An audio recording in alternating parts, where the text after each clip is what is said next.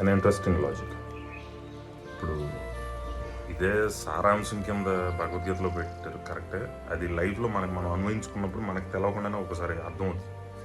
ఎలా అంటే ఆలోచించండి, మీరు రిజల్ట్ని ఫోకస్ చేసి పని చేసినప్పుడు, అంటే ఇది జరగాలి అనుకుని చేసినప్పుడు, ఆ జరగటం అని ఆ ఒక బాధ మీద, సపోజ్ మనం సినిమా తీస్తున్నాం లేదా షార్ట్ ఫిల్మ్ తీస్తున్నాం, ఏదైనా చేస్తున్నాం, రిజల్ట్ ఏమవుతుంది అని టెన్షన్తో నువ్వు తీసినప్పుడు ఏమవుతుందంటే, మనం పనిచేసి రోజులు ఉంటాయి కదా, అది 2 నెలలు పని చేయొచ్చు, 3 నెలలు పని చేయొచ్చు.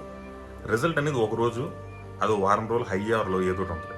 బట్ ఈ సంవత్సరం పాటు నువ్వు పని చేసింది ఉంటుంది కదా, ఈ 3 నెలల్లో, 6 నెలల్లో, సంవత్సరం నువ్వు పని చేసింది, దీన్ని నువ్వు ఎంజాయ్ చేయడం మొదలుపెట్టంటే, ప్రాసెస్ని ఎంజాయ్ చేసి రిజల్ట్ గురించి పట్టించుకోకపోతే ఆ బాధ అనేది వారం రోజులు ఉంటుంది, దాన్ని మర్చిపో.